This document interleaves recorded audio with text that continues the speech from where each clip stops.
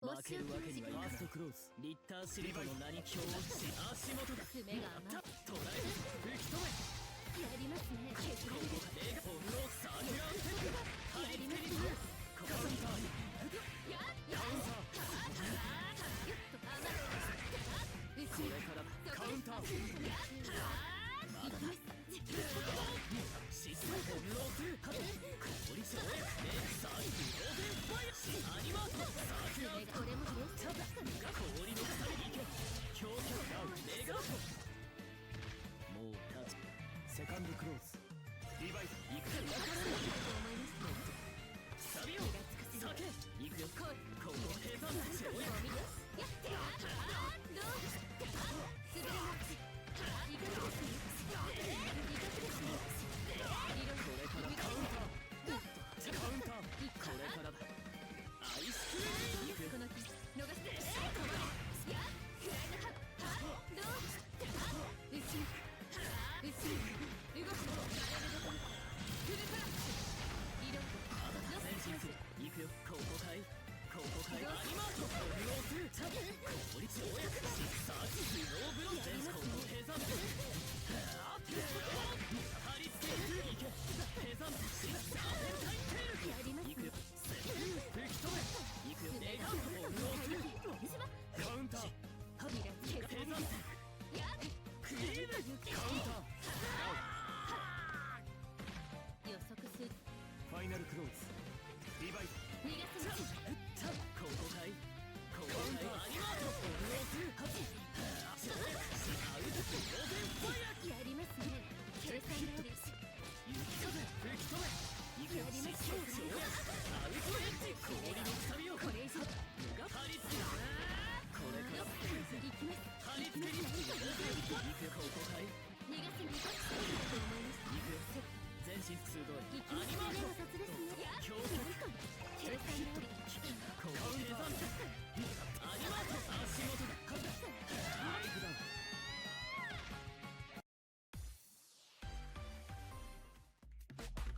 So Eltnum Phonon. Lid, you talk with Omni a lot. How does he feel about this matchup? Okay, thanks. I actually don't think I've seen this matchup yet in UNI2. There's a couple of Phonon players around, but I just haven't seen them line up against Omni. Or I know Omni streams, so there might be some stuff on his stream though. That's fair, yeah. I imagine a lot of this could be, like, it kind of depends on how the Phonon plays, of, like, if they're more, like, up backy, I can see bullet being a really big issue, specifically Ricochet. Yeah, Phonon has the advantage there on the startup on her fireballs are quicker. Oh, okay, yeah, there's the exact interaction. Them actually clashing, so... Yeah, I imagine, especially there, I imagine it's a lot better for Phonon in that instance. Yeah, nice good fuzzy block. Ooh. Oh. They look really likes going for these backdash shimmies, which I know L backdash did get buffed, so it is pretty good. But at the same time, quick enough. Yeah, I still feel like though, doing the backdash might be costing more than I realize, because going for it so much and whenever people aren't biting on it, you're losing more grid than gaining at that point. Ooh, good sync. I had to spend. Actually, double EX, I don't think. I don't know. I don't know if double EX. Oh, double EX scaling is like really bad, so I don't know if even the EX would have killed. Yeah, they nerfed that a lot after ST, which to be fair, is nice, good 2v6C. I actually really love that recognition. Yeah, I was hoping to see that. I was hoping to see it more versus the lawn, but nice. Oh yeah. Oh. Although while we're here, on the shimmies that you mentioned earlier, Lid, I think shimming is only really good once you've shown like the option itself. Because whenever you actually have that idea in their mind, then once they actually start responding to it, then you start going for more shimmies and making them doubt it a bit more. Yeah, I think the interesting thing between like last version and this version is that OSing was like way safer in the last version, and like even if you don't compare the damage values from last game to this game, it was just safer to do, like less risky to actually get hit. But now that the damage is even higher and you're more prone to getting hit, like those you really gotta pick when you OS, because otherwise they like a lot of times you kind of just want to take the throw and not just get shimmied because it's just so bad. Yeah, that's like just like a classic example I've been playing where it's very hard to like deal with shimmy, especially with like worse OSs. I like the spacing here that Curret is playing though, very much like just playing at tip range for Phonon. That is an insane hit there. Nice, good mesh out. Oh, I like this shield a lot from Curret. I don't agree with the mash afterwards though, because whenever like they actually got a positive cycle game, I think you just chill there to be honest, or like maybe do Rising JA. Oh, this is dead, dude. Yeah, and some of these matchups, like especially for Phonon, who doesn't have a ton of like stronger defensive options, using that cycle to get out is really good. It really is. I also love that shield there. Yeah, that was sick. I do hope we see a good one. Alright, good. Nice.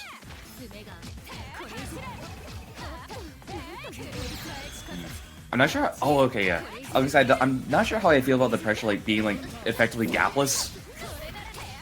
That Dalek had was grid broken, so you can be a little bit more greedy on offense. Yeah, because the longer the more they actually block a move, the faster that grid break's gonna go away. That soldier though we saw. Oh, tried the 236B probably. Yeah, more than likely. Unfortunately, this input. Not that time. Gotta confirm as well. I wonder what we're gonna be seeing here from Curret, because Dalek's gonna have a lot of grid here. Oh yeah. And that is an ill-advised mashing point. It's her best starter. Drop the combo, still at 3.5. Reset into a Soul JC. This should be dead here, right? Yeah. Yeah, CVO scaling isn't that bad. And a perfect from Dalek.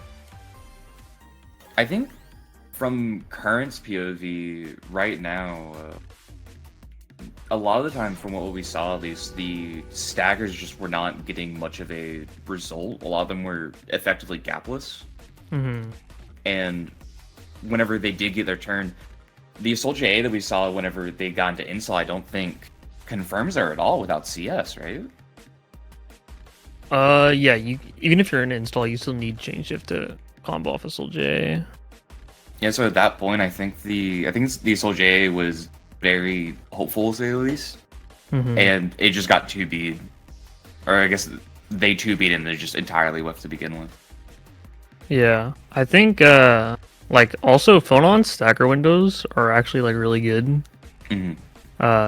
So definitely taking more advantage of her staggers, because like at those bigger ranges that Phonon buttons put you at too, it's like pretty hard to like mash out against. So you can get away with some bigger staggers, and you know at that point you can mix in no cancels and you can really vary up your offense. Yeah, I really agree with you on these stagger windows for Phonon, because if you look at some of the best Phonon players in the world, for example, Silent, he makes really good use of those staggers, and it makes you feel that every time, like, no cancel or rebeat or whatever, he's going to be outside of your range, you're going to have to slowly work your way in, and if you try to mash, you're never 100% confident that it would work. Yeah. We've got Yuzu versus... So we got 21. Okay, we got 21 gamers in our intermediate lobby today. A lot of gamers. Well, I'm seeing some familiar faces in here. We've got Astolfo. We've got Rakestraw. Okay. Argonite is Mars as well. Yeah, I love seeing names I don't recognize playing Uni. It's very cool. It really is cool. For you play like a lot of clear. It definitely became a lot of like, oh, we know pretty much everyone that like enters brackets, and there's a few people you don't recognize. And now I feel like more often than not now, I see a name, I'm like, I've never seen this person in my life, and they're like S+. Yeah, I love to see it. Speaking of, we've got Doug at S+4 Kuon. Versus Kevin. Yeah. Wow, Doug is cooking, holy. So, Kuon, one of the more newer characters, so like learning a lot of the more counterplay.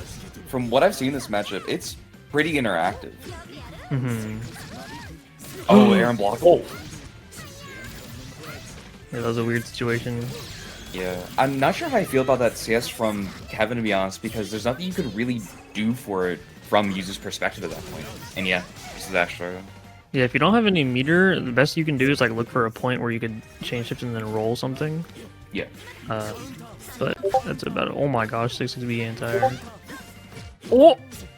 One thing that is really interesting to see from Yuzu so far, though, is not using much of stance, instead like opting to use more of her normals, which I'm not entirely sure I agree with, considering how strong her slashes actually are.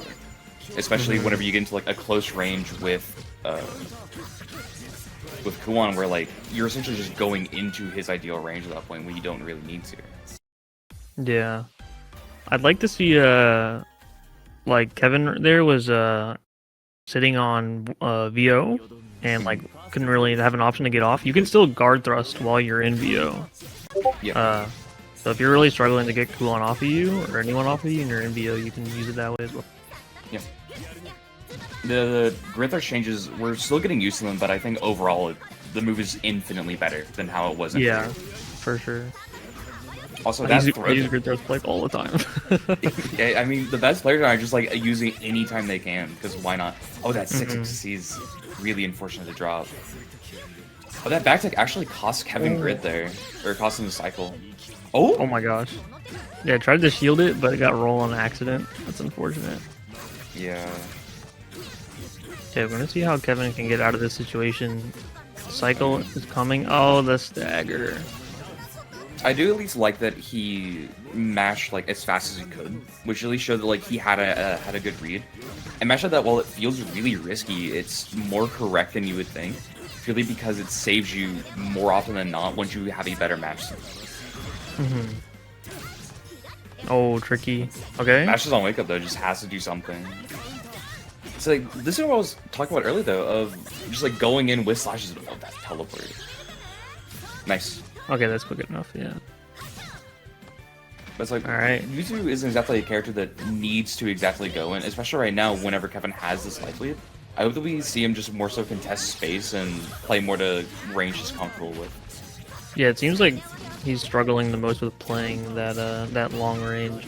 Yeah, see these matches in these situations, like I would like to see like a guard thrust or maybe a VO in those situations rather than trying to go for a mash. Got the throw tech. Oh, oh my gosh. The 2FF? Wait, is he dead? Wait, he's dead. Yeah, you can route an IWX here, it'll kill. Yeah. Okay. Okay. Kevin's in this. Nice 2FF. Was ready for the anti-air there. Yeah, that was extremely clean. Oh. Okay. They just switched round start distances. That's fine. I think Kevin is losing these neutral interactions a lot, which is maybe why they're a bit antsy on defense, but... Yeah. I actually really like this here, though, where he's, like, just giving him space. I'm not too sure how I feel about the assault, but, like, this spacing here, I feel like is really annoying for Kuon to deal with, especially. Ooh. And there's definitely some, like, those more angled areas that Yuzu's very good at dealing with. I loved... Oh, that's unfortunate. I love Doug's defense there, though, to just wait until he had cycle. Yeah. Especially considering there's not exactly a reason that Kevin needs to go in, especially as Yuzu with a life lead. And so just, like, accepting the fact that, like, he's gonna win cycle, giving it up, is really good. Especially since the main way that Yuzu kind of gets in at that point is assaulting, which is really hard to do versus someone with a flash kick. Yeah. I like the zoning there from Kevin, but, like, started to just go in there, and there's kind of no need to go in there as Yuzu. You can just hold your ground and keep putting the pressure on. Yeah, there's kind of, like you mentioned, there's like not really a point to go in, especially when you have the life lead. I only really see users have to go in whenever they don't want to give up too much grit at a higher level, or... Oh my god. Wow. Okay, I like that. I like that VO. Yeah. I like the 4B as well, though, just in case like he actually goes for the DP there, covering that as well. Okay, off of throw, it's not crazy damage, but it's still IW, so yeah. 19 seconds away from the clock, though. Ooh, that cycle. might... This is gonna be really close here, at least. Oh! Okay, that was something I wanted to bring up, is that Doug had been using teleport quite a decent bit in neutral. And I was thinking maybe Kevin could try and play that longer range in a position where he can bait it out, and where Doug would want to go for it, and he was ready. He was definitely right. The thing is, it's kind of something we talked about with Kevin, where like Kevin was going in a life lead, didn't really need to. Same thing happened with Doug. Like teleport on top of him, trying to really kill. When you're in such a good position there, you don't have to kill Kevin. Yeah, exactly. Unfortunate drop here. Next time? Hey, the delayed JC is so messed up, man. It really is. Oh, you did it again! This character, dude. Oh my gosh, pillar? I respect it. I wonder what button Kevin hit though, because it said it was counter hit. Oh, got the dash on the dash follow up on Kuon on accident. Good delay throw though. I actually really like that. So far from what we've seen of Doug, actually like just trying to catch him for it, see if he's actually gonna be able to deal with delay throw. I'm not gonna lie, I actually really am a fan of those 2 A's. Yeah, those were good. Just trying to see if something comes out, which something did, yeah. So in that situation, I'd like to see a roll. Especially, I think that was a Kuon 5B, which is a bit slower of a button, so you'd probably roll and punish. Nice, good 4B. I really like that with the pacing that we've seen Doug play it, and this is gonna be a massive hit. Yeah, good 6B too. That normal's really fast now. Oh, this should be death here. This is actually a position where he... I mean, I think maybe he wasn't trying to mash chain shift because they're like probably still going to be in the wheel there. That was definitely a weird situation where... Because if you're trying to mash chain shift there, then you're just free to getting overheaded. So... Well, I was thinking of mashing chain shift more so like... to see if they're going to be going for needle or if they're going to be aggressing up. And if they are aggressing up, then you can more so go for like up back because the weasel's not going to catch you at that range. And then you can start doing more simple, easy things, or you can just teleport as you use it. Right. I do think at the end, though, there was actually a very good opportunity if Kevin had a bit better info gathering to actually abuse the 8 flash trick C wheel from Doug, because he had so much meter that you could just take the AFK C wheel and then just Growth thrust him back into the corner. Yeah. You just go 1-for-1 on bar, and then he was so positive there, he was already going to be fine anyway. Yeah, I'd like to see some more guard thrusts for sure. Mm-hmm. It's too good. It's very good, and especially versus a character like Kuon, you kind of have to use guard thrust versus him. Yeah, for sure. I think Kuon's definitely the character that teaches you just how good guard thrust is the more you use it versus him, because it's never really bad. Yeah. It's also very good for Yuzu, right? Because you get to reset the neutral, and she likes being a neutral, believe it or not. So yeah, she doesn't have to go in. She just like takes the corner, is like, okay, cool, I'm fine with just being here. Cannot back more, but still has teleports to at least adjust her range. Mm-hmm.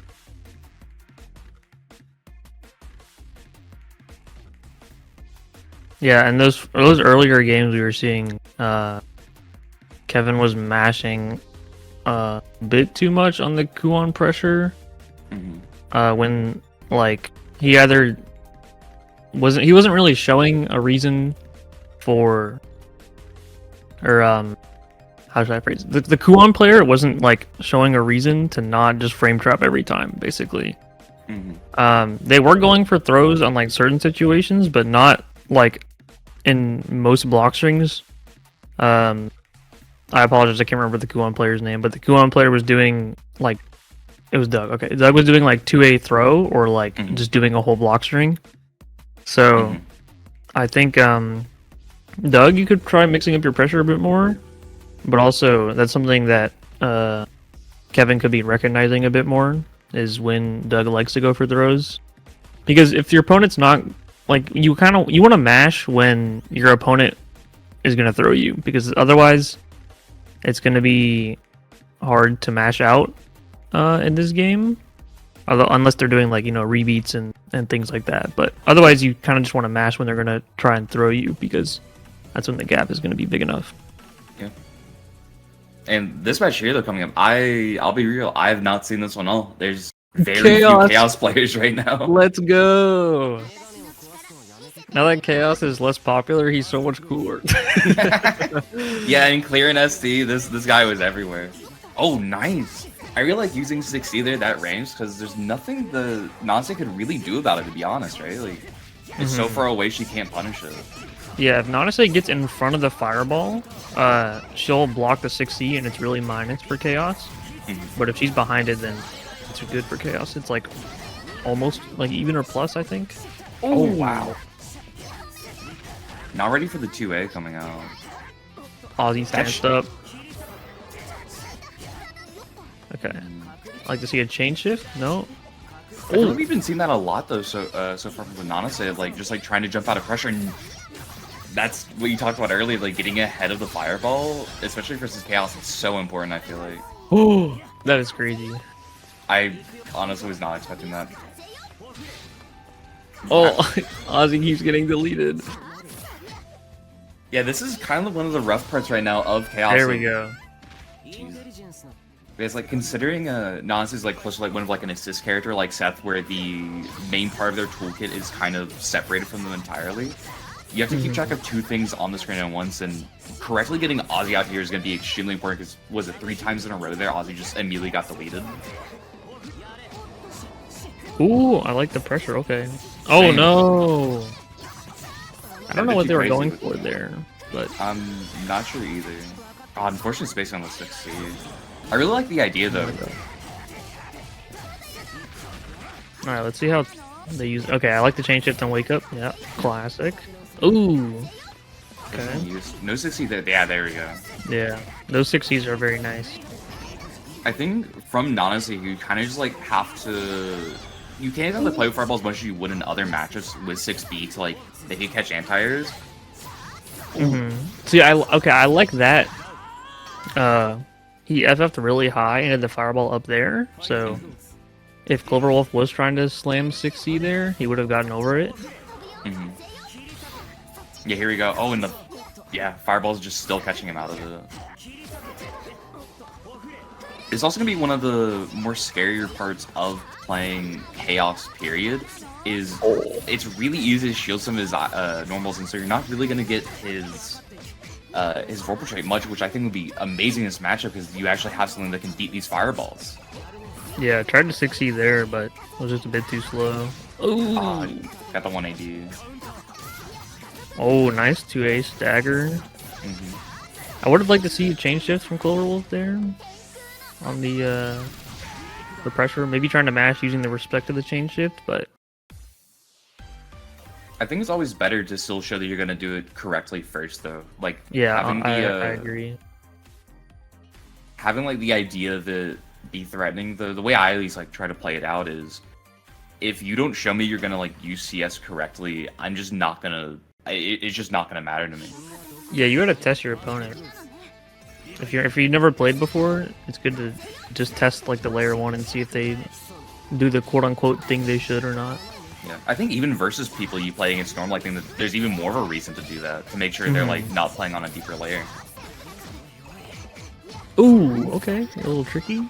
CS to keep the pressure going, nice. I like side swapping with that dive too to get the corner back, even if it's blocked. Ooh. I feel like no one way thing out that there. consistently seen from a lot of people is a lot of their pressure seems to be like very tight from what I've noticed. It's they're not giving themselves much of a chance, or really not giving their opponent much of a chance to mash out, which is making a lot of these games much longer than they should be sometimes, or not really getting as much of a threat from their pressure as they should. Yeah. However, I'm not gonna like Cloverwolf's pressure, like these stagger 2As are really well timed. Yeah, Cloverwolf when he gets started is looking very nice.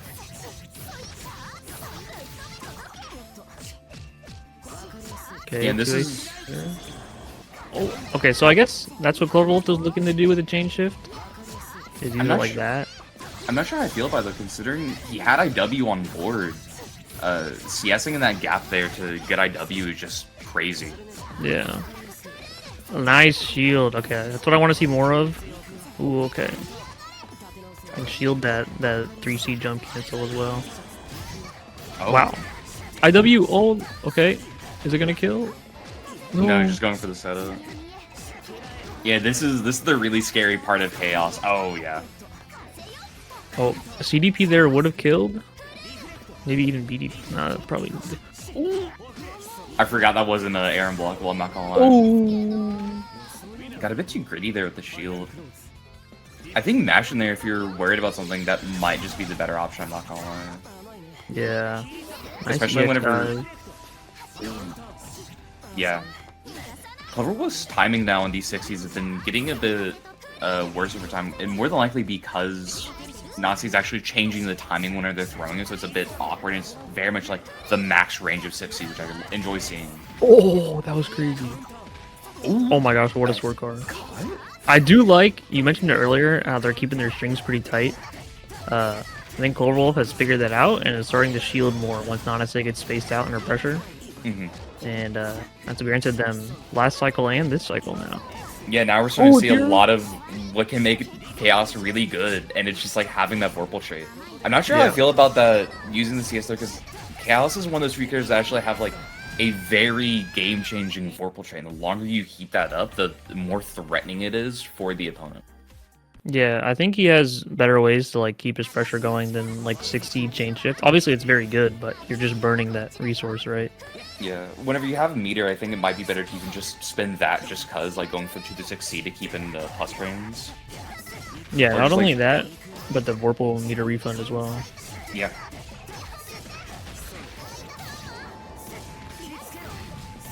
Oh, ooh, I actually haven't seen that setup. Yeah, that was cool.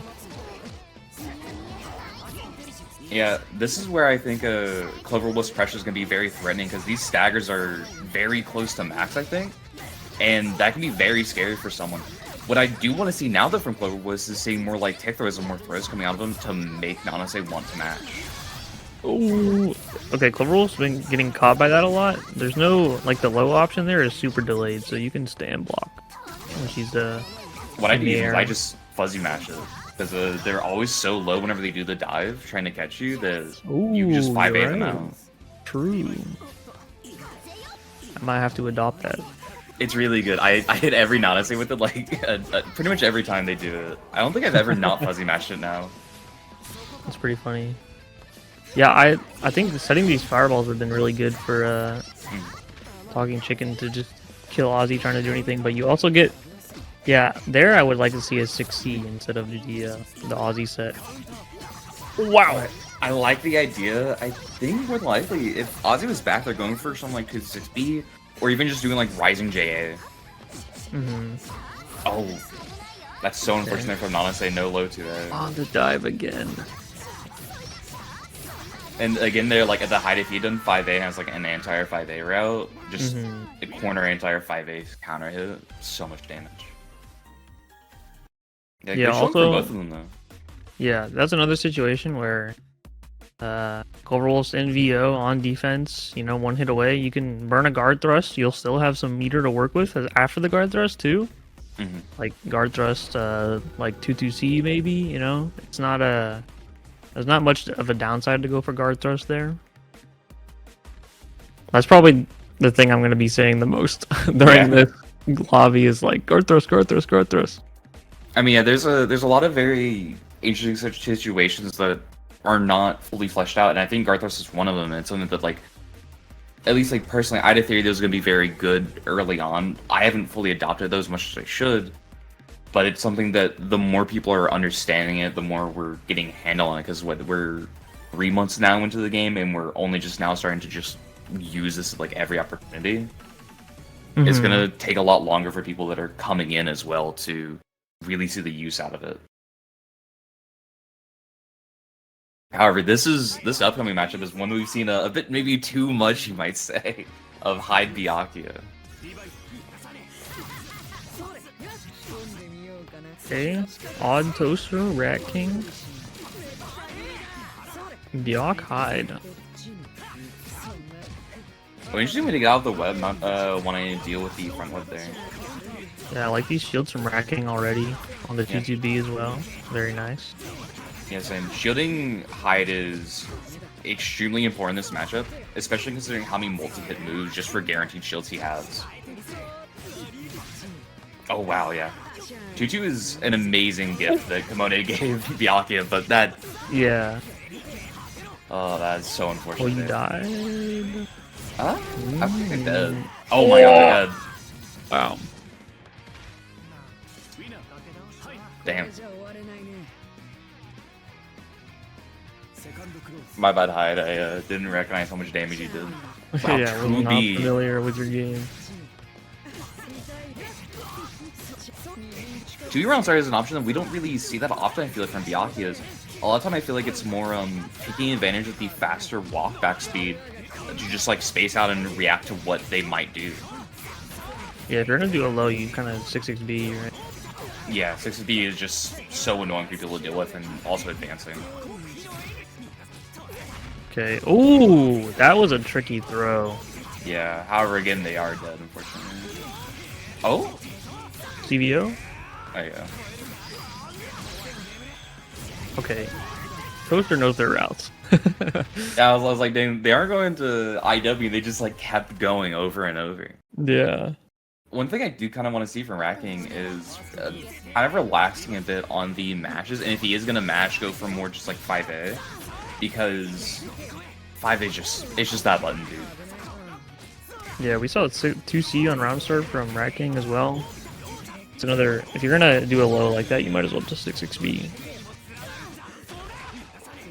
There's also one of those scenarios I feel like where not being entirely comfortable mashing correctly, while like his shields are very good on like a lot of these, could be better on like the 2FF. If he's not too comfortable with mashing out versus a character where like it feels risky, I feel like this is definitely a case of that. You just get locked in this vortex over and over until you get a hit.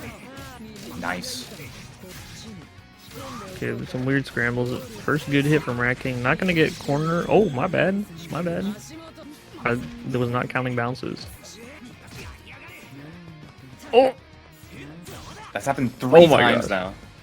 I really don't like the way so far that we've seen RatKing go for these overheads, because normally overhead you see it mainly used as a way to grid break people, not as a way to really open them up, especially now in rollback. And that's what's like kind of happening, is like these FFs definitely don't feel as if they're targeted towards anything. They're just like, please get hit kind of overheads, you know what I mean?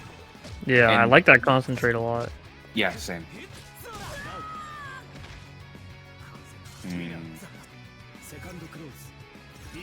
I think if you are RatKing there and you're like not entirely sure, there's like a phrase that like Fox likes like where it's like he just wants to die on his own terms.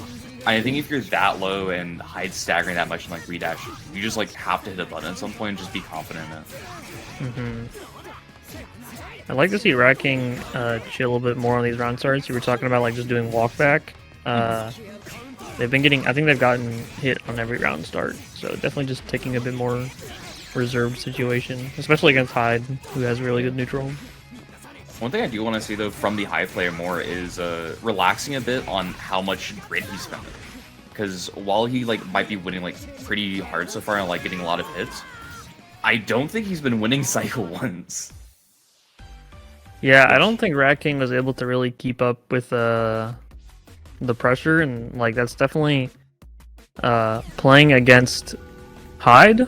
If a Hyde player is just being really oppressive with their pressure, you really kind of just want to play the grid game and just wait until you have change shift, and then once you have 100 meter, you can you can guard thrust. It's kind of you can do that. You can CSDP. Yeah, we saw the CSDP a couple times, but. I think especially versus Hyde, there's a lot of reactable to the 60s that you can get to get to the 60 CS even. Like 2FF, Fireball, both like especially 2FF I think is very reactable. And then from there you can just 2-6C it as Byakuya and get one of your best starters. Yeah, if they're doing the increased version in your face, probably pretty slow. Yeah, I think it's like 20 something frames. Yeah, I'm checking the frame data right now.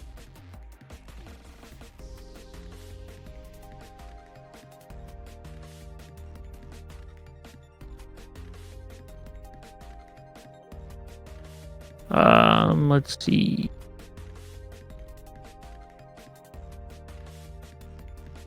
Oh, okay.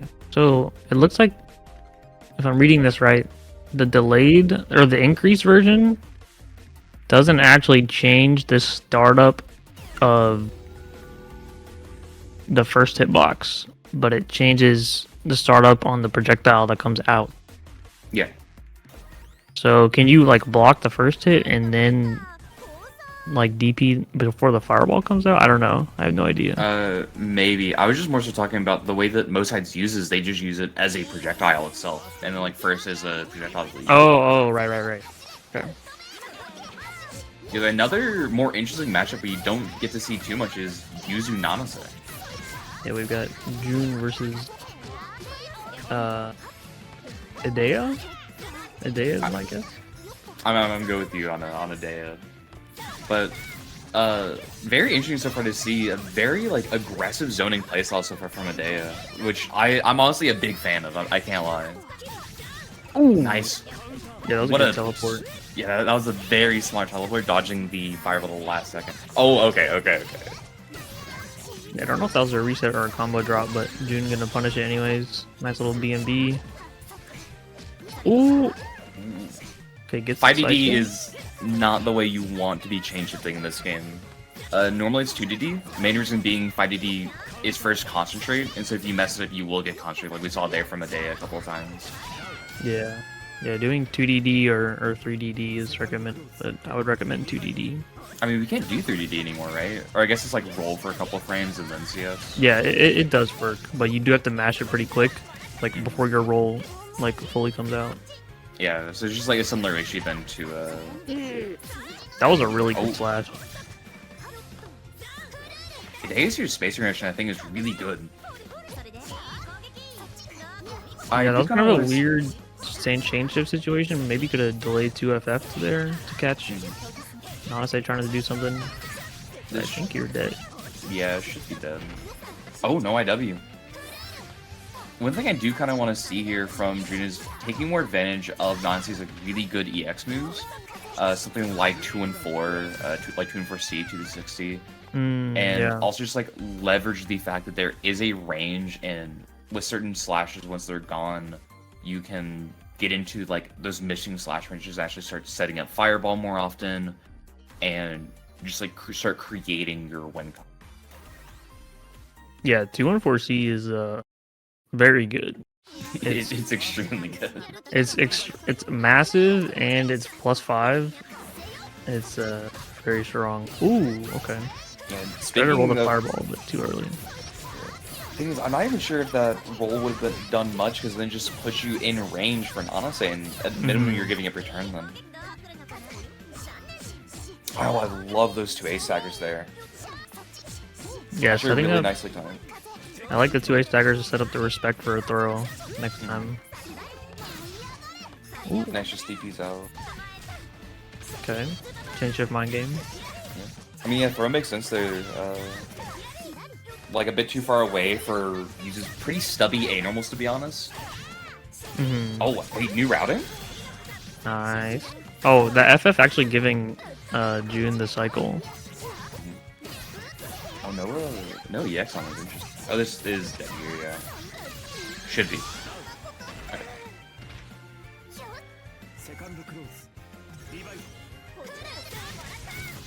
Ooh. Yeah, setting fireball like that round start against Yuzu is going to be a bit risky. Yeah, since Yuzu essentially has access to like all of her teleports at round start, you have to kind of keep in mind of where she could go, and normally most of the time it's pretty fine to just be like very respectable of Yuzu's round start and then go from there. Nice. I actually really like the throw there from June. Good tech. I like the 2-8 delay 2C as well. Nice. Get the grid break throw. Again, I would like to see a little bit of meter usage. Maybe not in that way. Would you have a on 200? Would you have a way you'd like the meter to be used outside of grid thrust? A bit of outside of grid thrust? No. Actually, it's the only thing you should be spending your meter on. No, I'm kidding. Like, it's not super recommended, but like 236C from Yuzu is like still kind of just a decent thing to throw out in neutral sometimes.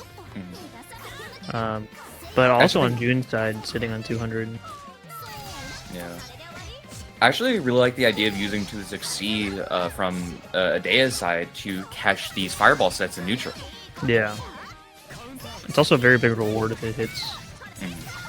It's really fast, too. Yeah. If it doesn't, though, it's very hard to punish from Junzen, unless like they 236C maybe back. Yeah, June has been sitting on 200 meter for so long. Even like just a fireball into like C fireball, you know? Or like we mentioned earlier, using it with like 2 and 4C would just help so much. 2 and 4C would be good. Even just spending it on combo enders. That was a use of meter. That worked. Yeah. If Edea there did not jump, that was maybe Junebear's death, to be honest, because that's effectively just like a DP there, right? Yeah, that was a pretty far range, so it might not have been punishable, but I still wouldn't risk it at least. I'd be way too scared. Okay, I really like June just setting the fireball and not doing anything. Letting the fireball do the work. That's good. Yeah, I agree. I kind of wish we saw Edea just instead let it ride and just try to dodge it instead. Because there's kind of no reason once you recognize June isn't playing with it to not dodge the fireball and then go for it. Nice recognition, oh my god.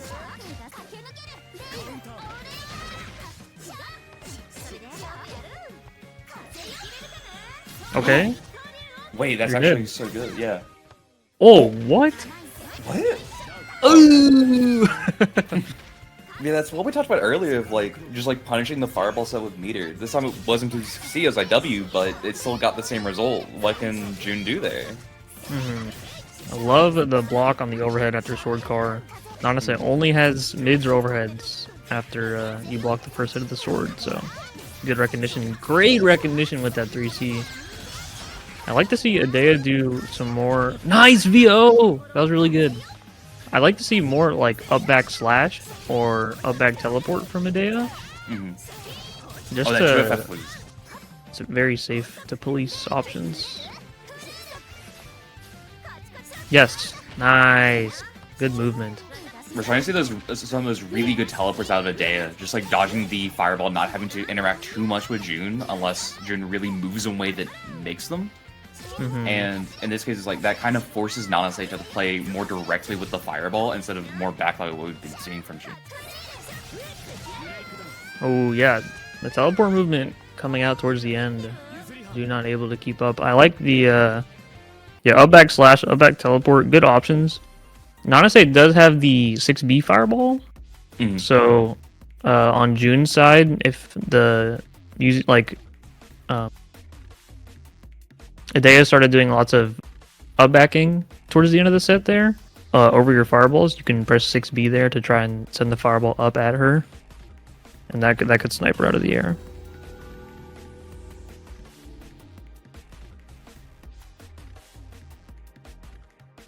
Yeah, and then from Edea's side, it's a lot of like very good adaptations I feel like we saw, but making better use of meteor and what's at least available is extremely important, I think, for a Yuzu. Keeping track of stance marks and then making the most out of them, and recognizing as well whenever you use a stance mark incorrectly in the future, whenever you're watching something back, I think is a very important skill to have, considering Yuzu is one of those characters that you could just do anything at any time, and you have to be very specific with how you use it, especially at a higher level.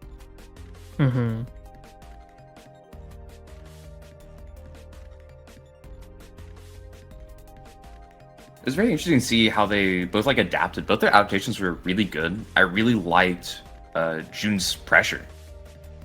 Yeah. They were keeping it up pretty good. Again, would like a bit more meter usage. Yeah. I don't know how 214C interacts with user neutral, but I imagine it's pretty decent. There might be too many active frames for Yuzu to dodge it all, because I know that's an issue with like Akatsuki, where if Akatsuki is 214C, Yuzu can't dodge all of it. Yuzu has to do like a dodge into like a very tight teleport that's it's not consistent enough that like you could do it. It's more like you dodge and like do the teleport and hope you can get it off, but most of the time you're just dead. And so it's at least something worth checking in the lab at minimum to see if 214C is just one of those options that just smokes Yuzu in the air. Yeah. Because at least the way that I internalize having like 200 meter for so long, you essentially start technically losing meter the longer you're at 200. Because you're at 200, you can't gain anymore, where if you were at 100, you're at least gaining meter at that point. Yeah.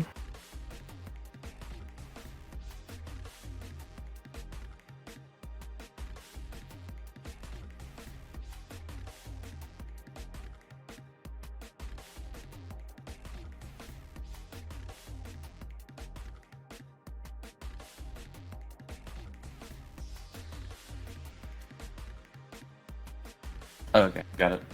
No problem. So looking at so far, at least in the intermediate league, the first person we actually saw, Jawesome, he is currently first place actually, the Londrekia. He's 6-1 right now. Ooh, okay. Yeah, so very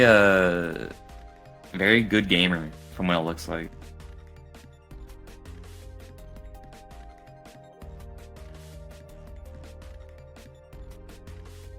Yeah, there's still a few gamers we have yet to see. Got it. We mentioned it earlier, but it is so cool to see us actually have a ton of names, some from like other communities I can recognize that are just like playing UD and enjoying it and have gone like to this level. It's so cool, dude. Yeah.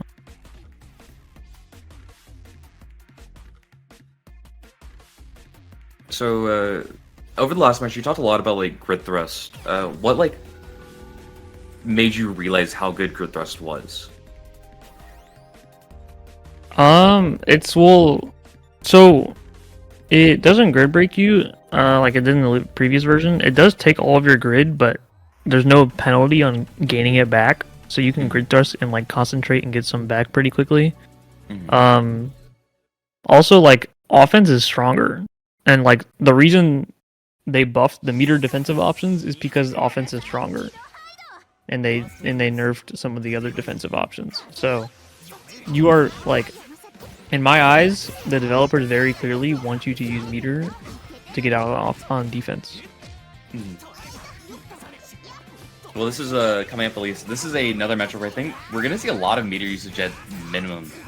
Hyde and Nanase are both characters that can be very good with spinning meter, and have a lot of different ways they can use it. And so far, similar to the previous Hyde we saw, Rickshaw is just going in.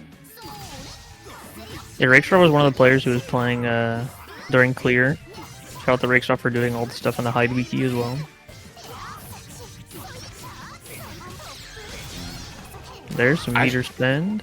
Yeah, that's a really setup. That meter spend there. Yeah, that's a good setup that maybe if the other Nanase players are watching, they can copy. Also really like it because it extended the grid timer enough that Espard was able to win cycle off of it.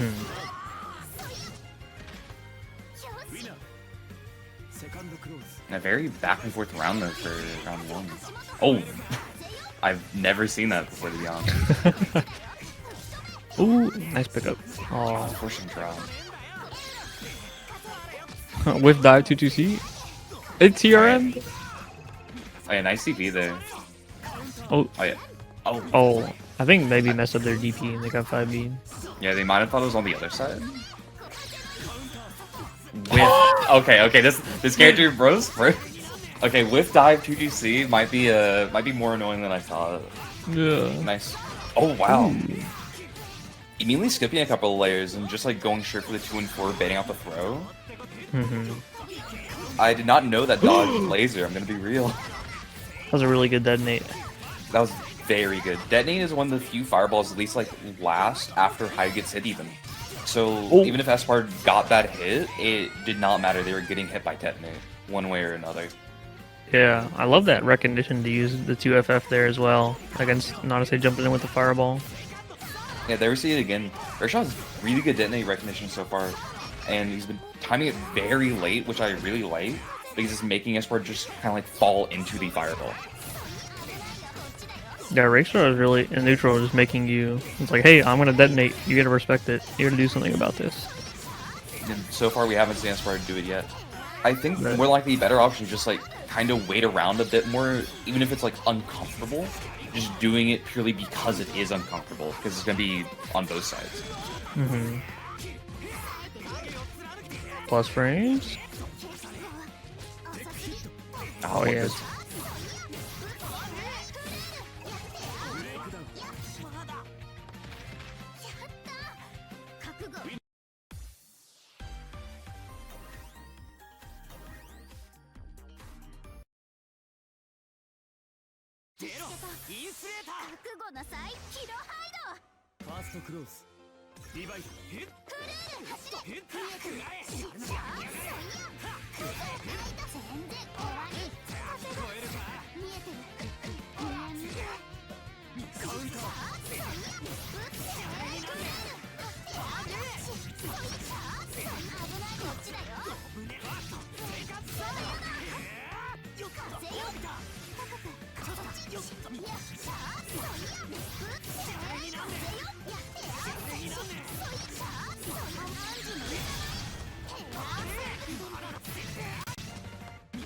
Oh. Hello? Oh. As usual. Can you hear us right now? Okay, cool. Okay. Did you lose this for like this whole game, or? Oh. Okay. So essentially, what we kind of went over in short is, we really like both these plays. They're both really good. Shout out to Rickshaw for the Hyde wiki, as Lit said. But the detonate so far from Rickshaw have been great, and as far as moves, been really good as well.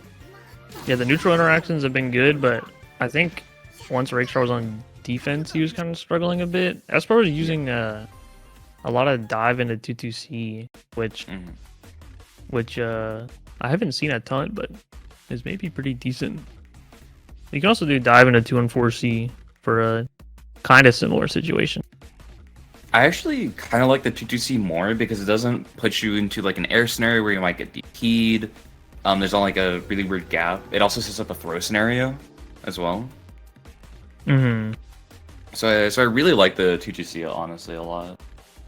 I wish we did get to see more of Espard relying on FF to kind of dodge some of those detonates and just like committing a bit harder to it instead of trying to go for fireball at some areas. From at least Regstraw, like you mentioned with his defense, he seemed like really skittish almost, and was like trying to get out of the corner as fast as possible because he would like post CS 2 and 4A and 1 wake up 2 and 4A, just like trying to go for that one guess and then go from there. Yeah.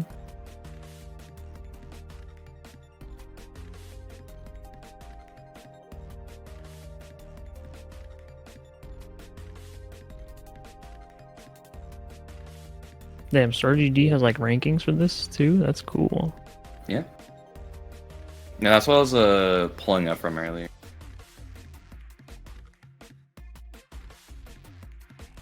Is there anyone you're really looking forward to seeing for the first time or like again here from so far? Well, we've got a couple of gamers who are kind of high up on this leaderboard that we haven't had on stream yet. So I'm hoping we get to take a look at them, like TNBT, Squawk, and Mars. We have not seen yet. Yeah, Schwuck and TNBT I think are very interesting because I've heard nothing of them, but they're both 5 and 2 at this point, so they must be doing something really. Yeah, they're cooking. Actually, apparently they did just play because looking at their loss, TNBT lost to Schwuck. Ooh. Yeah, so unfortunately, we won't be able to see them for a minute.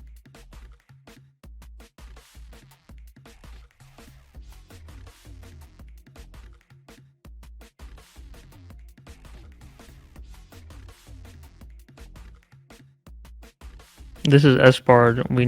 I need Mars on stream. I need advice against Hilda.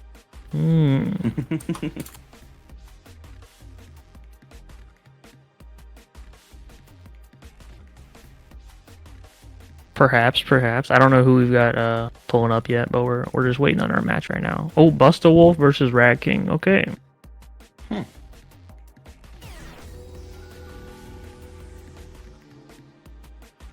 Yeah, RatKing was the Byakuya player we saw play against OddToaster earlier. Mm-hmm. And then Bustawolf we have not seen yet.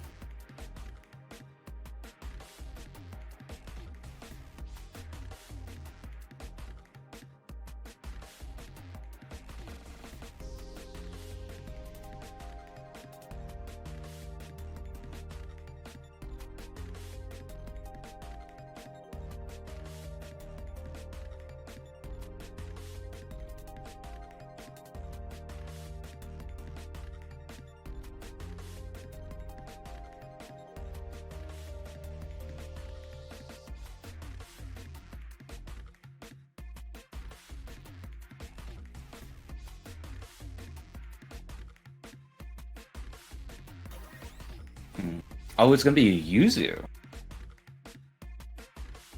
Yuzu Byakuya is interesting, at least. 2-2 is a constant threat, I feel like, for the Yuzu, at least. Especially something like 2-2C with how high it hits. So it's gonna be interesting to see how RatKing uses that to his advantage. From what we noted, at least previously, he does not like mashing much. And so that's gonna be... It's gonna be interesting.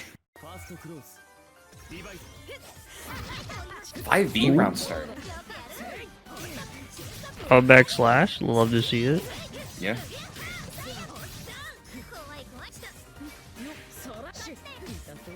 Oh wow, that was a very scary teleport after the 5V there.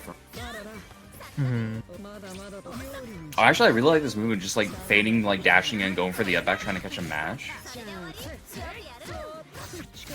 Oh, yeah. There's the 2-2. Surely I can't get hit low here. Yeah, he uses both those lows. What can he do now? Oh, Not sure how I feel about that though. Not even going for like website or 236C from RatKing whenever he was so far away from the corner and he's just losing meter at this point for not spending. Oh, nice frame trap.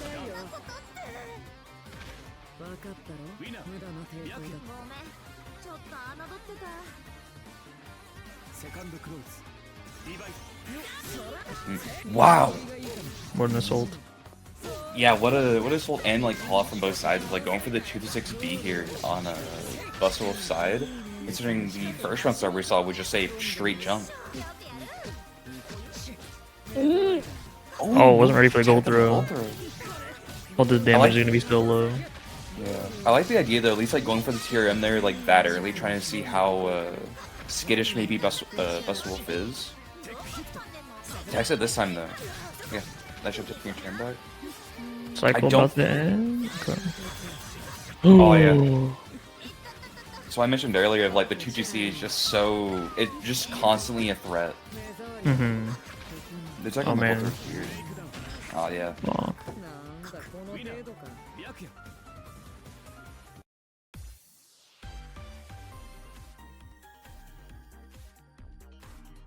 What I did like there at the end though was Bustawolf just throwing out slashes to kind of like cover an approach, but not actually making RatKing block anything to guarantee cycle for themselves because they were already like committed to being in the air then. Nice 5C! Oh my god! That was sick. I feel like that was actually a reaction too, considering how late it was. Yeah, that was nuts. Ooh. Oh, unfortunate drop.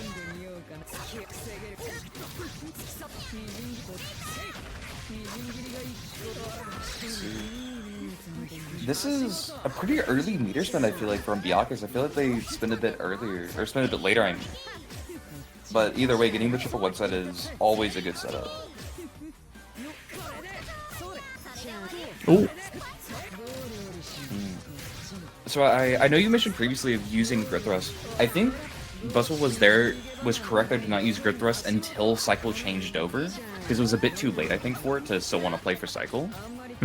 But I think after cycle change, they definitely should have spent it there. Yeah, yeah.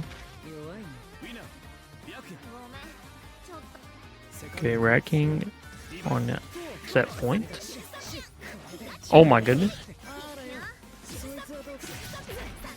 Oh, no pickup. Oh. 2FF is hard to punish, but it's not impossible. Yeah. We're seeing a lot of wake up matches, I feel like, from both sides, and a lot of unfortunate drops. Oh. Oh. Oh. Oh. Okay.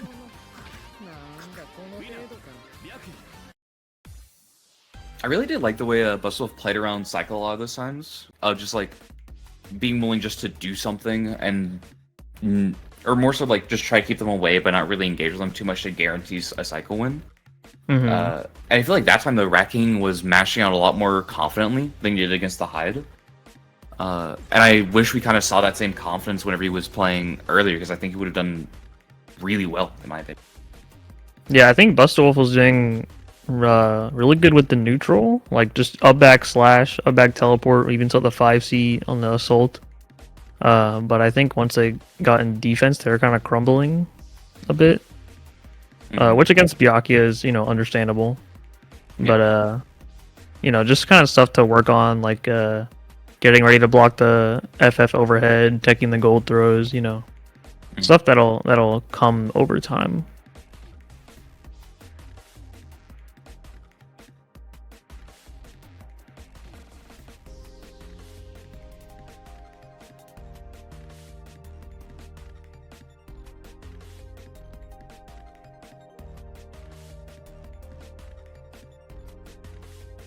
Yeah,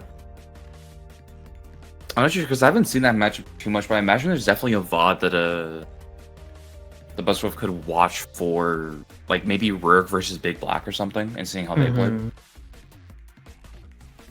Yeah, I liked the 2-2C on RatKing's side. That was good. Yeah.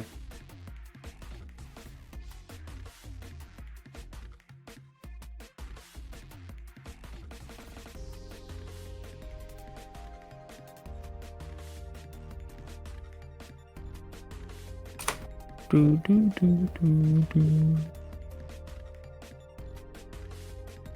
next up we got Curret versus Doug, both people we've already seen.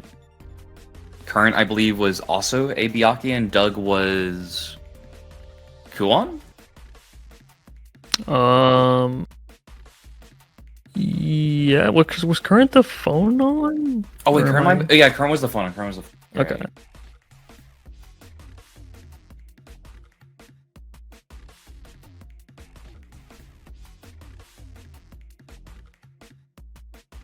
It's gonna be interesting to see how they play that out then, because that's this is gonna be another interesting matchup, I think. One that we don't see too much unless like Silence going to an event pretty much whenever it involves Phonon.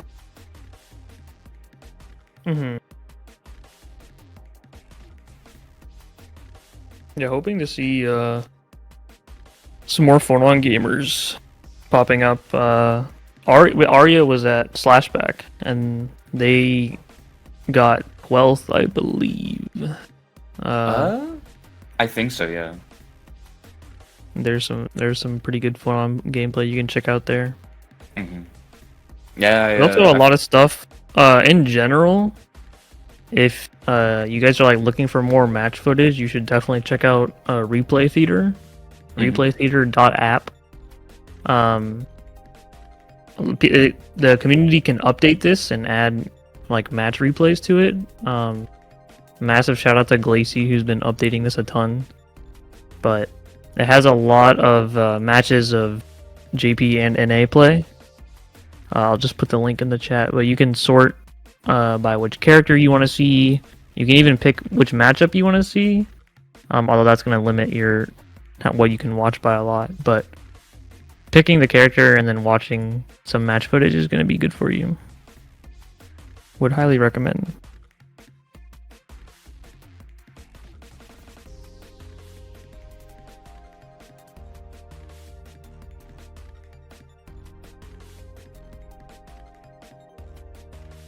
Ooh, we've been looking at TNBT's currently second place on ladder. Actually, sorry, it's gone down to 4 now. He's currently 5-4. But either way, definitely one of the top players right now for this intermediate bracket, and it could be interesting to see.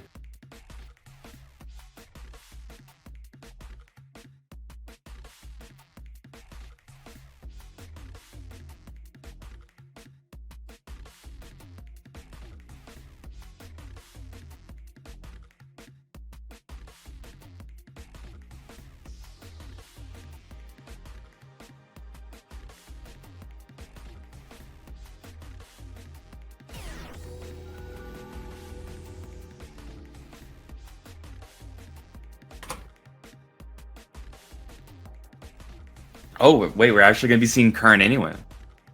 Oh, cool. This is going to be Phonon versus someone unknown.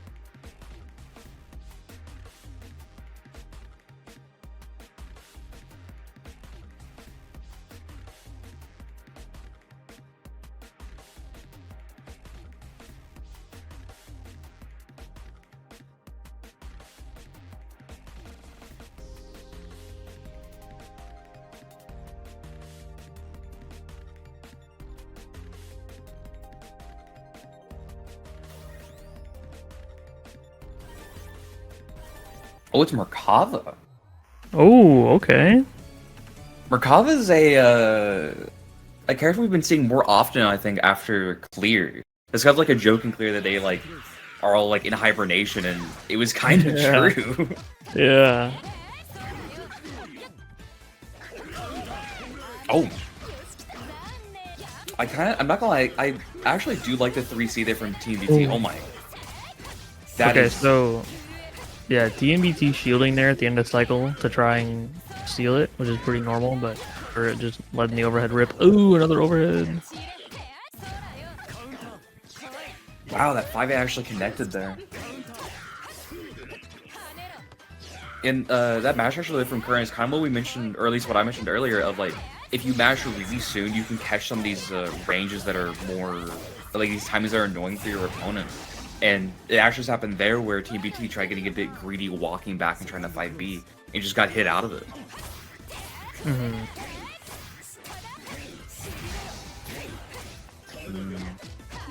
Current's going to the air a lot and seems to be working out so far. Yeah, saw them using the JB, yeah, the new move, the ICJB. Kind of nasty, hits at a really good angle. Yeah, I think the only thing that Merc has her at that angle would have to be like 2 and 4B. You can stand shield it, and then she just falls to the ground and dies, but she can do it pretty quickly, so it's hard. Plus, stand shielding versus Phonon is pretty risky. Speaking of risky, I'm not sure how I feel about that DP, to be honest, considering like the fact that we're about to get Celestial on Merkava's side. Like, you're just... Oh, please. Change shift, change shift, change shift. Oh, you could have thrown shield. Okay, a bit scrambly, but we got the chain shift and we got some meter. Oh, I was hoping we could see it. The new pickup from Merkava as a UNI2 where you could go for EX Fireball there and actually still pick it up is insane. Yeah. Was that 2 and 4B I mentioned earlier, though, a bit too late, and yeah. I really like that recognition. If that was a reaction to the fireball, that was really good. Ooh, nice dagger. Good combo as well. Oh. Okay, yeah, that shield towards the end of the cycle to steal it. Nice. Oh. You're seeing... I feel like so far for this, you're seeing a lot of very common habits from a lot of players. Like you mentioned a lot, shielding at the very end of cycle. And for Curret, just DPing a lot on Wake Up, being very committed to that. And I think now that might be his downfall here. It's like he's too comfortable with blocking versus Merkava. Yeah, shielding at the shielding like right before cycle goes is kind of like a sign that's like, hey, I know I want the cycle, and like I understand that change shift is important, so I'm gonna shield and try and get it. But that's definitely something that your opponent can exploit a lot.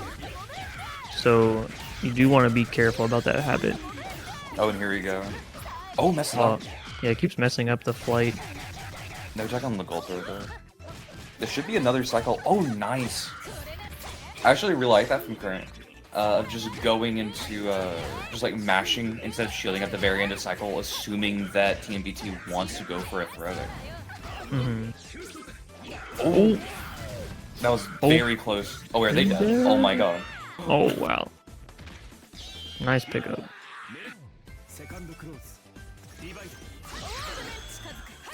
Okay, detail right. Oh, no confirm. That's tragic. Nice, yeah. Use the plus. Oh, no confirm again.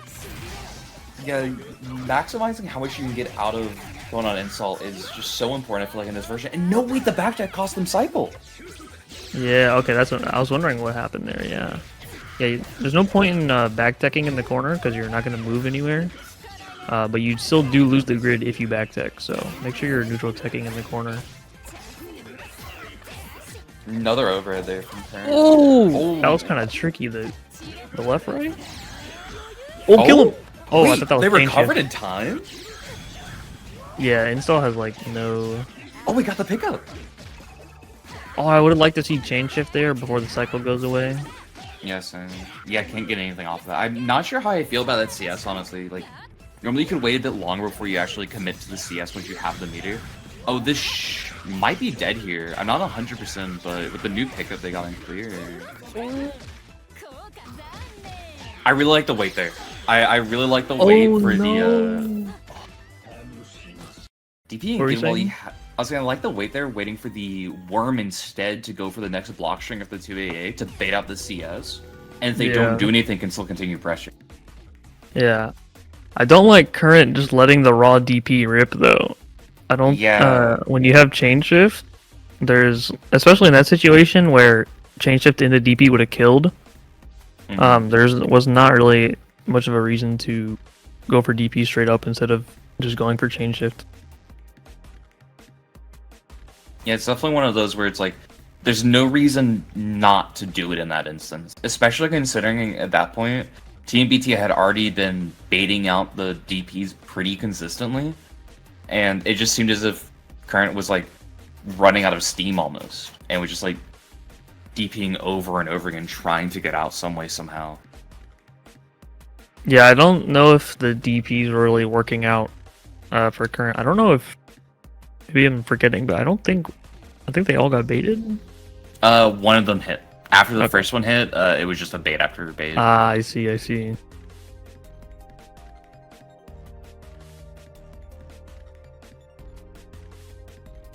Yeah, I think for TNBT though, working on the low Fidoki is extremely important. We didn't get to see it, I think, once, and the difference between having good low Fidoki and none at all is massive. Mm-hmm. Yeah, It- it kept messing up what looked like just like the force function, like the new 2FF. Yeah, Or it looked like they were trying to do it, but just kept getting the input wrong. yeah. The lo-fi at least is like, if you can do it well and you do it consistently, you just like start playing a different character effectively. Because I know for a lot of like JP Mercs, for example, I believe one of their name is Crow. He just does it the moment he gets 100 meter. Doesn't matter what, he just has 100 meter. Will always do low flight. Mm-hmm. Yeah.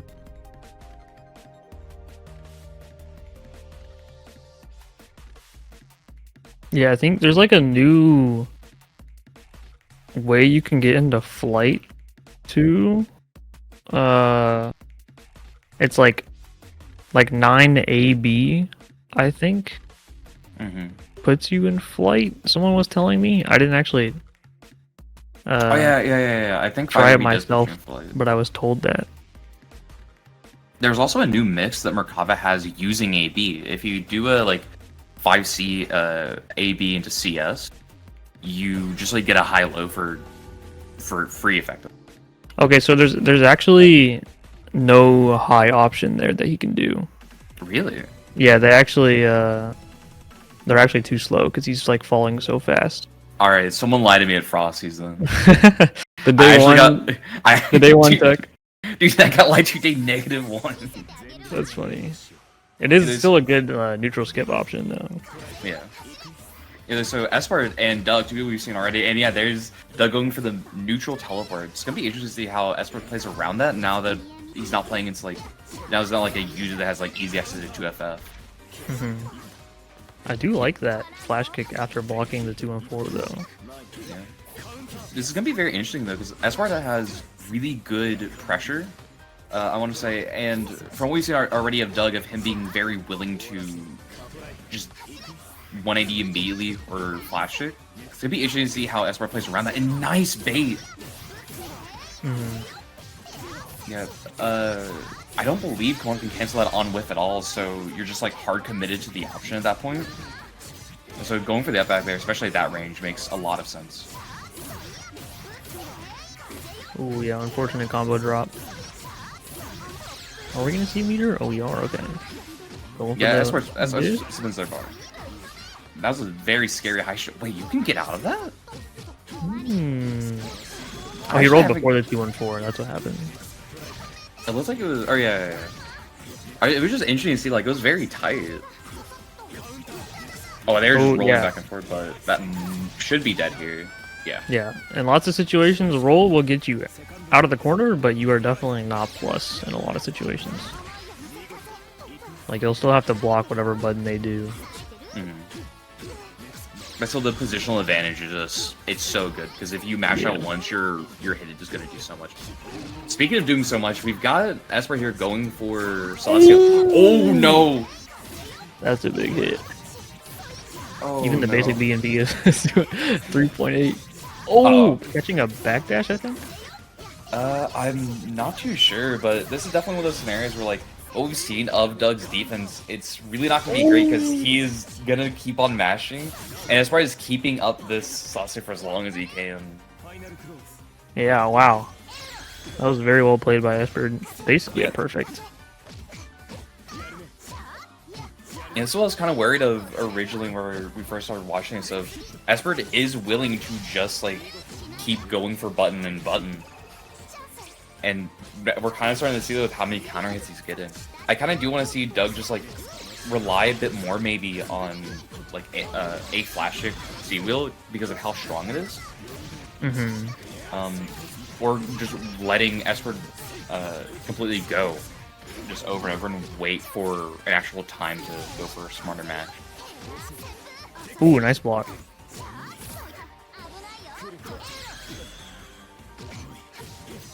Okay. Nice. Ooh. Good defense from Doug. Goes for tick or immediately tech. No, yeah, I can't flash with that. I guess you could maybe VO them back into the corner though. Okay, nice routing. Yeah, Doug's matches are very... They're like very quick, I feel like. He's not gaining much information, I want to say, from Espard. Espard in terms of like... actually knowing what Espard is doing in pressure and looking at like whenever they're actually going to throw or redash. And because I think more often than not, Doug's going to be getting counter hit. Ooh. Ooh.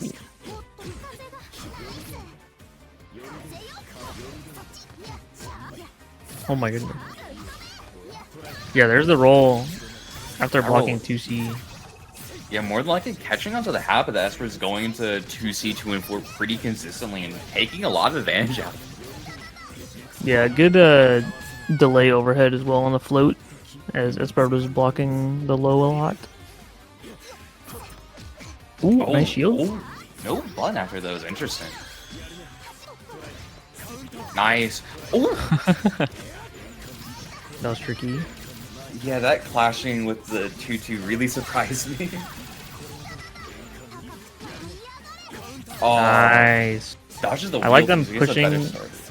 Yeah, pushing them into the wheel as well, and then just letting the wheel do the meaty. Yeah, here's Kuon. Oh my, the 180. Oh no! This is gonna be a lot here. Yeah. Set up the disc. Oh, messed it up. Oh, I think tried to flash kick, but got jump. Oh yeah, there might have been another flash kick. Jumps out of it though. Oh, try to teleport out. Yeah, it's gonna be a bit too slow. Going into Espard's got a pretty solid lead, I want to say. Already spending that extra bar he has. Oh, flash kick worked. Yeah, that's one of the scary parts I was wondering, because Espard does like to shimmy a bit, or at least like go up back, and Kuon's flash kick is just so big, you really have to play around or just like commit to something. Oh, flash kick, nice. Yep. Using the wheel into the 6-6 AB, okay. Not gonna work, but I like the idea.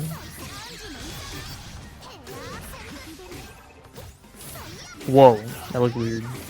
Yeah, it's like Doug tried jumping out of the disco gear, maybe even tried flashing but messed it up again. Good tech out. Yeah, waiting for the CS, very smart from Doug. Nice. Oh wait, this could be Celestial. Oh, gets caught by the delay overhead. Oh, he doesn't get a chance even, unfortunate. So I think... Actually, no, you got it. Oh, you can go. I was gonna say, I really like at the end there, Doug really just started letting Espard rock, like what I mentioned, and off of it, he got a lot of Gurn, he was able to like get a lot of information, I want to say, and he even got Celestial out of it. And if he didn't get hit there at the very end, he could have very easily turned that round around immediately. I think for the neutral, I think Doug kind of just needs to play a bit more like, I don't know. I'm not trying to be just like, you need to play like a bit more ignorant, I guess.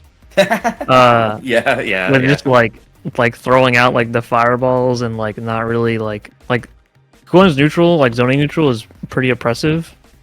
And it seemed like in neutral, Doug was trying to do like he tried to do like wheel into like the dash, which maybe was a misinput because that move sometimes that happens, but also trying to do the FF teleport in neutral, which did work on a fireball set, but wasn't a punish, so wasn't necessarily like a super hard counter. But kind of doing options that are more neutral skippy than neutral dominant, where like Kuon is a zoner.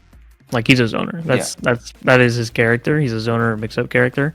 Yep. And playing that zoning is what makes him strong, because he can convert off of those smaller hits, and then put you in mix.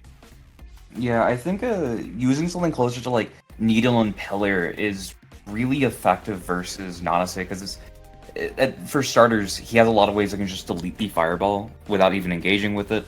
Something like Wheel or something like Pillar is just a massive wall for any projectile trying to get to it. Mm-hmm.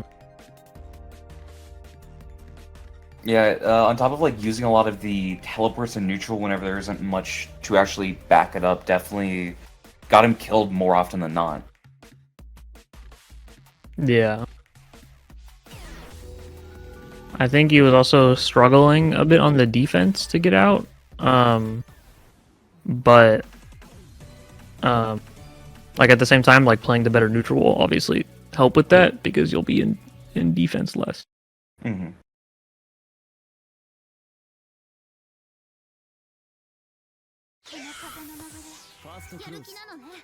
Well, they've got a Astolfo first time on stream, but back up with TNBT.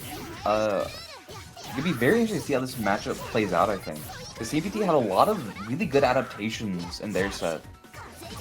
Mm-hmm.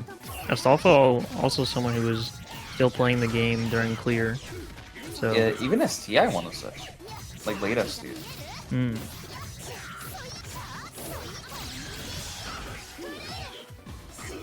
You're seeing more of that more like traditional pressure, like traditional Oki going for just like the TK Fireball setup. It's still extremely good. Oh. Okay, gonna let the DP rip. Oh, no conversion, that's fine. I'm honestly not sure how I feel about spinning meter there, because I feel like going for something like 4B there was still fine because they're in Assault at that point. Yeah, nice, yeah. There's that 2-on-4C we've been talking about. Yeah, it's just so good, dude. Covers like the entire screen, is plus on block, and if your opponent's just doing anything, gets into it. Nice! Oh my god. Kind of risky if they went for the over. What's up? I think it was Defi who called it ice rain on the ground. I mean, he's not wrong, to be honest. Yeah, it's like, okay, you know? Yeah. I mean, Ooh, nice block. You see, Ice Rain was just like the finished version of Nanase 2-4C. Ooh, nice bail on the CS. Goes for... Oh, no. Yeah, that range... Divekick's a very sharp angled move, so it doesn't go too far forward, but a lot of people do still get caught trying to shield it, and sometimes it will just barely whiff. Yeah, I wonder if 5B catches a dive kick going up there. I think it's really better to just like kind of wait for it to whiff and just, once you recognize the range at least more consistently, that hit. Real life, I did not think that was gonna hit. It's like just like waiting for dive kick to finish once you can recognize it, not worrying about the shield, and just taking your turn back is more than enough. I feel like versus Merkava. This can be kind of scary. I feel like for Astolfo. And yeah, DB's got a lot of meter on his side. So did you see? Doesn't get the low flight again. Vio's out there. Oh yeah, I'm not sure entirely to which how I feel about the setup of going for like the 2-6C with it coming back, like the fireball, but it's definitely annoying at minimum. Yeah, we've been talking about people like kind of sitting on 200 meter and not using it enough, but Astolfo kind of on the other side of that and is using their meter quite a bit. Yeah, there's definitely a happy medium you have to kind of like feel out for your playstyle and like your own character. I think Astolfo does like maybe a little bit more and be more okay with letting meter sit and use it sometimes for combos or finding better chances for using it instead of finding like a good enough chance to use it. We do some meter on defense cycle coming up. Let's see what happens. Okay. I like to stagger out. That's actually one of the situations I'm mentioning of like, I'm not sure how I feel about that, because you're spinning a bar and you're putting yourself back into the corner, but he still has like all these resources, it doesn't exactly do much. Yeah. Oh, nice up back. Oh my. The JD catching is crazy there. Yeah, that was pretty cool. Got some meter on Astolfo's side. Okay, we're gonna hold on to it for now. Soul JC Nice. over the fireball. Good throw. ADP to get out. Cycle's coming close. Oh, doesn't get the confirm off though. I feel like TNBT is actually missing a lot here off of these misconfirms, honestly. I feel there's a lot of damage on the table, even there again, that he's just like not getting these pickups, and off of that, it's just costing him maybe rounds even. Yeah.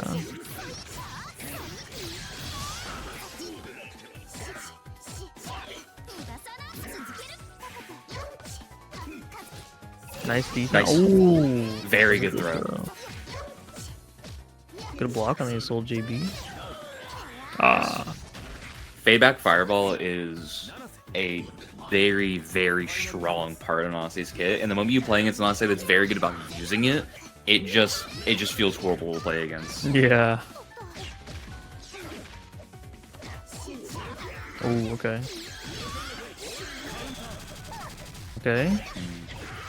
We might see Even though 2-2-C. I don't know if it's worth it to drop 2-2-C. Okay, I like that, yeah. Hold on to the bar. Yeah, especially now we've got like so much grit here.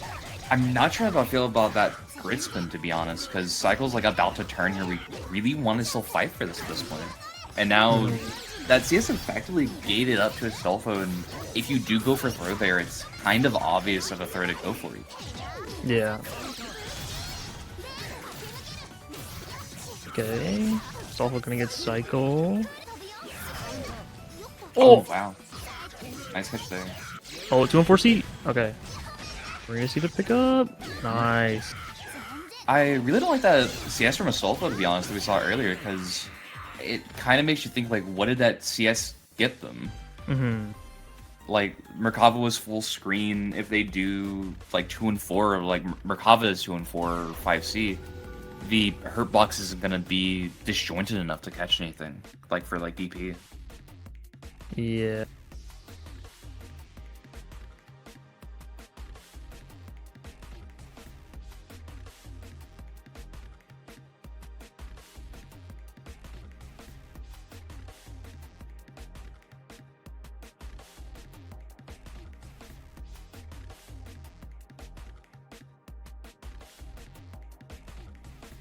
Anyway, so between the two of them, I think Astolfo definitely had a most important thing, an experience advantage.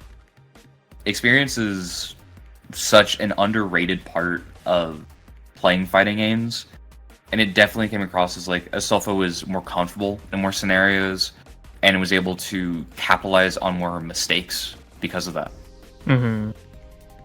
Yeah, there's a lot of things in fighting games where you're like, yeah, I know I shouldn't shield at the end of cycle, or like I shouldn't go for the obvious throw at the end of cycle, but like in the moment you're like, you know, you might fall into the old bad habits, and then that could cost you. And Astolfo definitely made very good note of what they saw from Merkava, and just able to capitalize it time and time and time again, and just felt as if he wasn't able to adapt back. And that's just something that you kind of get more games for, honestly, to catch up to it, because very few things are able to catch up to just raw experience in the game.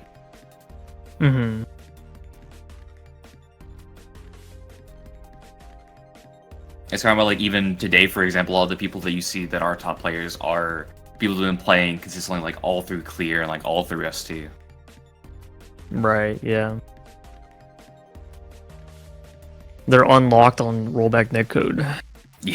Dude, so many players are unlocked on rollback netcode. I'm so glad I can play more than Revert every day now. Yeah, I like when rollback was here, I was kind of like, wait, I can play like a more reactionary playstyle now, because it was just too hard on delay base. Well, for me, I was still playing reactionary online, and I would just get dumpstered every single time. I remember playing people, and I would just get hit high like over and over, even at the end of clear. Yeah, I was like, dang, I'm like not getting anything out of this because I'm playing the way I would offline. Yeah, and with it though, so many people are just able to really play a lot. There's no more of the early clear players remembered of like net play etiquette. Yeah. Bro, stop doing assault JC meaty, man. I'm getting hit. No 6Bs allowed. Dude, I don't know how Akatsuki would function in early clear with net play etiquette. How am I supposed to J6E, dude? Just do it, just mess it up every time so it's always a mid. I mean, I did. That was the thing. I did without knowing it. Yeah, so we actually got Astolfo back up versus OddToaster. Ooh. I believe we've seen Toaster previously. Yeah, they Yeah, were. They're the Hyde. Hyde that... Yeah. So one thing I remember noting, at least from Toaster, was extremely aggressive once they got their turn. Just constantly in your face. And it's going to be interesting to see how Astolfo goes about that. Yeah, I'm excited to see how these players respond to each other's offense, because they both have pretty oppressive offense. And as I say that, OddToaster slams 6B after blocking 3 buttons. And immediately a DP back from Astolfo, trying to maybe take advantage of the information of like knowing that they're a pretty aggro player. 2-2-8 CS, nice fading it out and the bait on the throw already. Yeah. Oh, I smoked. Oh.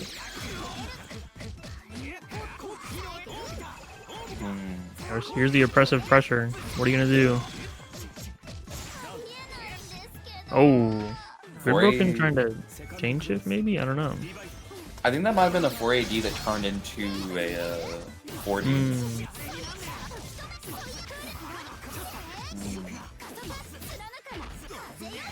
Bit of a risky backdash there at that range and very risky jump. Also, one thing I have noticed from Toaster, at least in that block string, is very similar to like a lot of players. Like, he's not giving himself much of a chance like to get a counter. Like his pressure is very tight, and it's pretty short as well before like the reset point. EX dive to get out. That's something I've really seen, but I like it. Yeah, same. Able to just like take advantage of the fact that Hyde has like a very obvious range he can't cover, and immediately though covers it with 3C though. Yeah, that was TP working this time. See a situation? Back dash. It is an issue that a lot of NA players have specifically of like post CS or in like very stressful scenarios. We will just backdash a lot of the time and try to get out. The characters like Nanase are very good about punishing that 2C, 5C, 2B even. Are very active and pretty long. And because of that, it just catches backdash more naturally. Also, I'm not sure how I feel about that meter spin, to be honest. I think just spinning for like the 1 bar is entirely fine. And insane grid break again. Yeah, grid break 2-2B. Pretty good starter, one might say. Yeah. I think from Astolfo's side, they're trying to kind of like force their way out a lot of the time, but I don't think that's how you get out of this pressure, at least in my experience. It's closer to you just let them spin their wheels and they will eventually not know what to do. Because if you noted, Toaster isn't really going for throws, they're going for throw baits, but they're not going for throw itself. And that's I wonder what's happening with Astolfo getting grid broken low on the 2-2B. I'm not sure. Maybe just standing up on accident? I don't know. Maybe. It might be a DP, because we've been seeing a lot of DPs out of Astolfo this game specifically. That is true. Oh my goodness. The fireball you can't jump over? I hate it, dude. ADP that time. I think Astolfo is, from what we've seen, anytime they get like into this corner, they're just trying to DP out, and that's time trying to play on top of like, oh yeah, there it is. They really do not want to be in this corner against Toaster, and Toaster's just been running people over that aren't comfortable blocking from what it seems like. Yeah. You're 100% right, where like you just gotta block and just let him do his thing.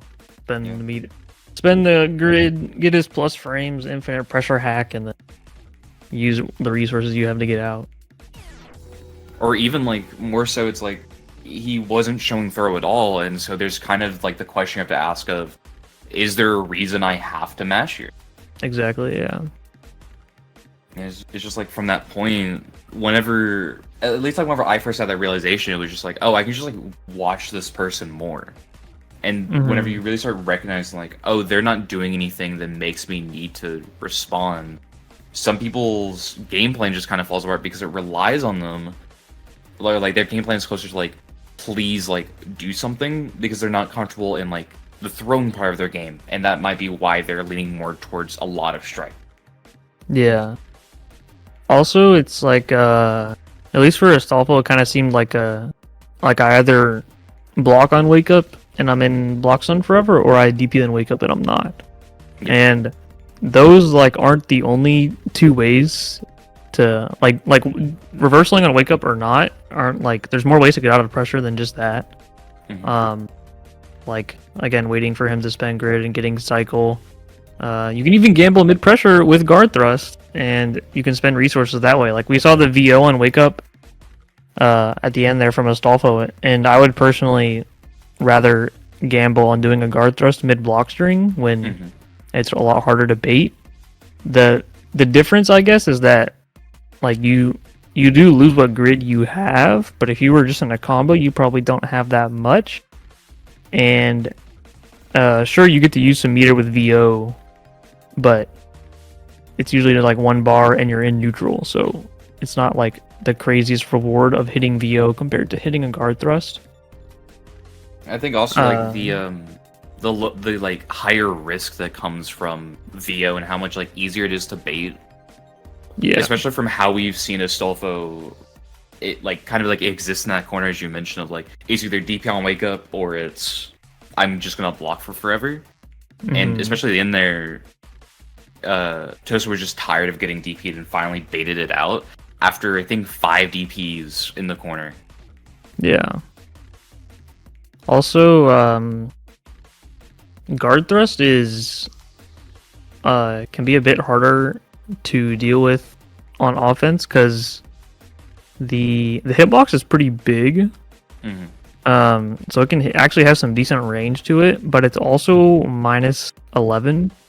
So if they're spaced out and they block it from far away, it can be hard to punish sometimes, depending on the character and, like, you know, the range that they block it at. Whereas VO is -23, I believe. So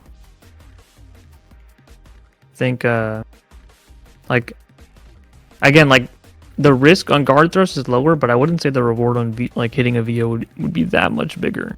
Unless, I guess, like, the cycle is about to go over and your VO removes grid from them and you get the cycle, but otherwise I don't think the difference is that big.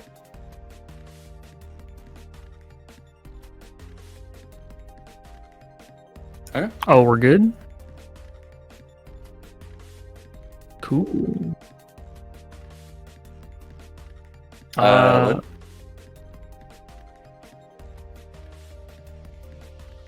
Not really. To be honest, I just hope we get to see more people come out to these.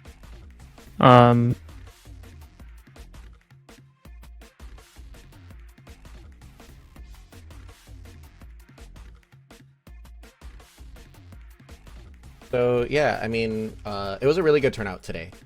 I think we got 37 people, like, all said and done, and it was almost an even distribution between beginners and intermediates. Really happy with how many people came out and like the quality of games we had on stream too. A lot of fun to watch. And thank you too so much for coming out to commentate. I know this is not your region. But you know, we love having you. It was definitely great having some different voices and stuff too. Yeah, it was fun to watch the sets, and I look forward to seeing the players grow. Yeah, same. I do have something to plug on my end though. You can catch me on twitch.tv/saltygoku. I actually am doing weekly VOD review streams every Thursday at 7 Central. And so if you want to learn more about Under Night, I go over like 2 to 3 VODs that people have submitted. And I essentially break down from my perspective of how they can improve and answer any question in chat, even if it's not them. So if you're ever looking to improve on Under Night, come check me out.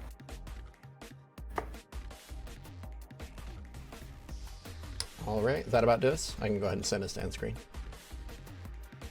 Alrighty. Bye bye, gamers. Goodbye. Bye bye. Have a great day, everyone.